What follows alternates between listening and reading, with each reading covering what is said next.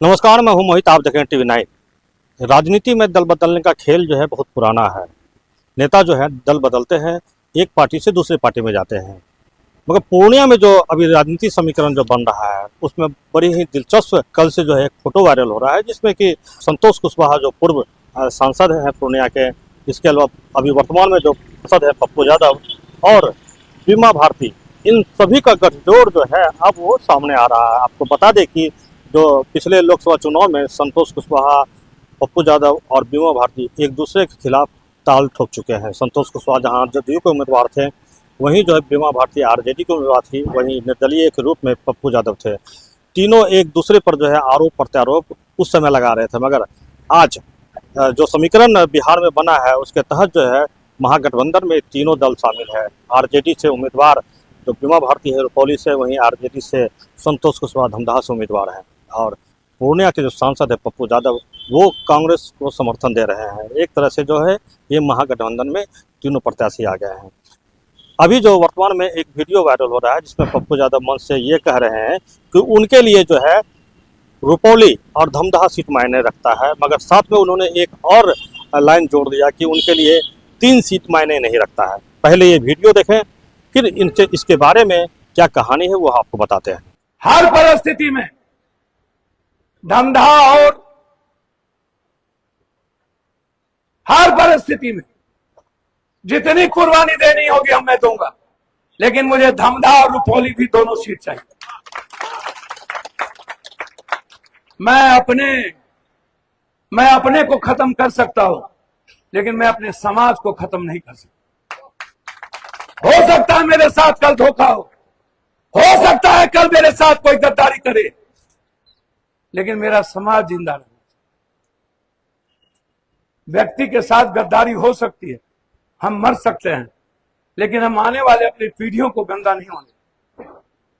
मेरे बच्चों को कोई चैलेंज करे, गरीब और कमजोरों को कल चैलेंज करे, मेरे बाद ये नहीं होगा। इसीलिए धमदाहा रुपौली मेरे लिए इस 3 सीटों से ज्यादा महत्वपूर्ण है। मैं सच कह रहा हूं, ये याद रखिए। ये 3 सीट कांग्रेस और बिहार सरकार को बनाने के लिए महत्वपूर्ण है, लेकिन वो 2 सीट आने वाली पीढ़ी के नस्ल को बचाने के लिए। तो अभी आपने देखा जिस तरह पप्पू यादव कह रहे थे कि धमदाहा और रुपौली सीट उनके लिए मायने रखता है सरकार बनाने के लिए। ये 2 सीट जो है वो जरूरी है, साथ ही 3 सीट जो है वो मायने नहीं रखता। आपको बता दें कि पूर्णिया लोकसभा में 7 सीट है।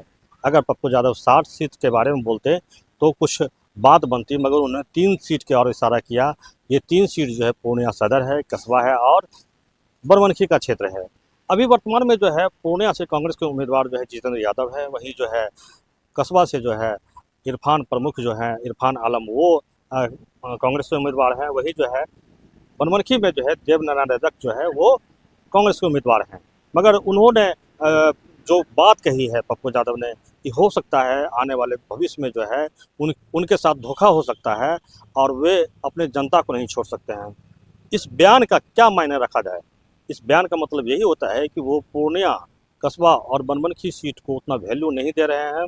कुल मिलाकर पूर्णिया सीट पर जो उम्मीदवार हैं जितेंद्र यादव, उनके लिए खतरे की घंटी है।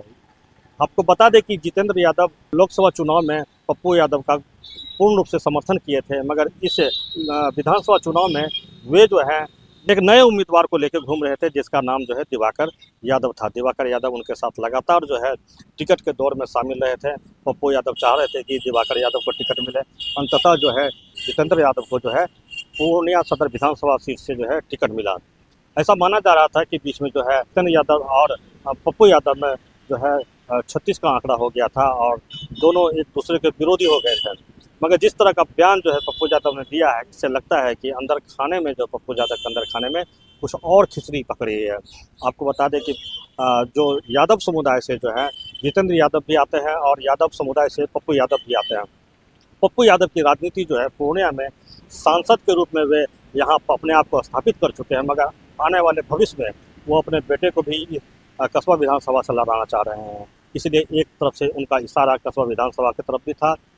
कस्बा विधानसभा से इरफान आलम को जो है टिकट दिया गया है, और जो वर्तमान में जो वहाँ के जो विधायक थे आफाक आलम, उनका टिकट जो है काट दिया गया है। तो कुल मिलाकर जो है जो चर्चा पिछले विधानसभा में भी आया था और इस लोकसभा में चर्चा आया था, इसके अलावा इस विधानसभा में फिर एक बार चर्चा शुरू हो गया था कि पप्पू यादव अपने बेटे को जो है कसबा विधानसभा क्षेत्र से खड़ा करेंगे।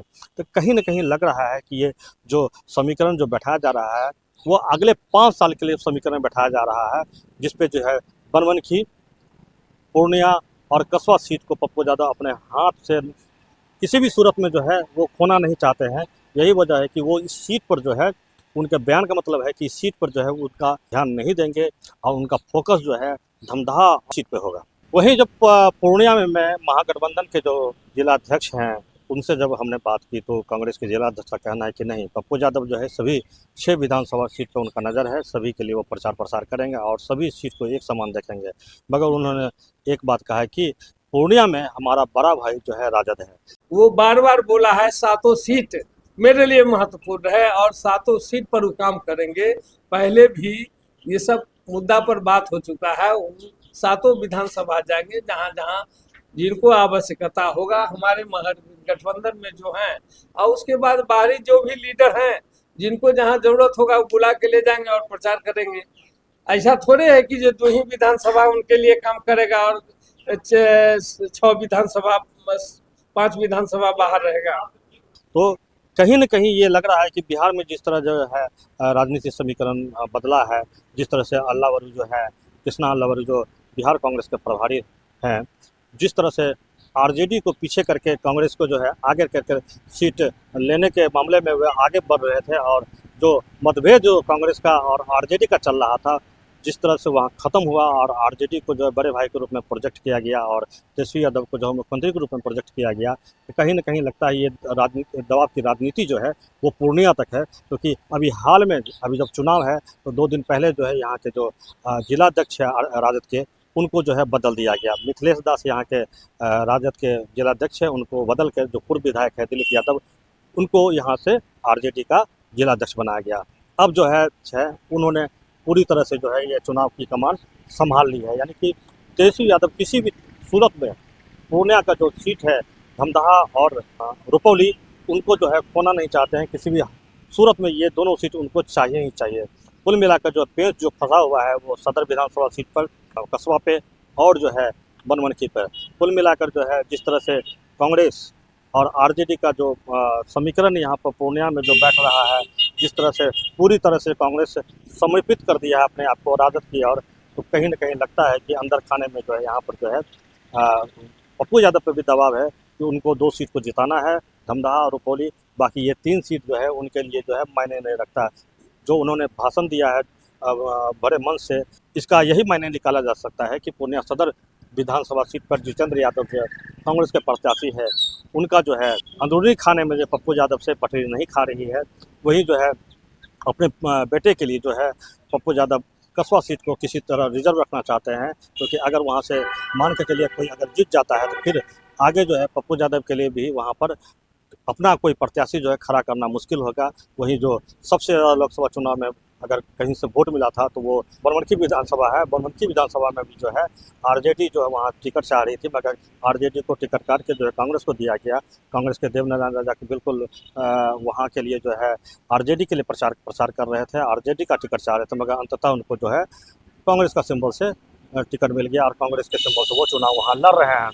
कुल मिलाकर जो है पूर्णिया सदर, कसबा और बनमनखी जो है वो आने वाले भविष्य के लिए जो है पप्पू यादव के लिए सेफ सीट है। इसलिए इन सीट पर जो है उनका किसी तरह का अपना कोई फोकस नहीं है। उनका ज़्यादा से ज़्यादा ध्यान जो है वो धमदाहा और रुपौली सीट पर है। TV9 के लिए पूर्णिया से मोहित पंडित।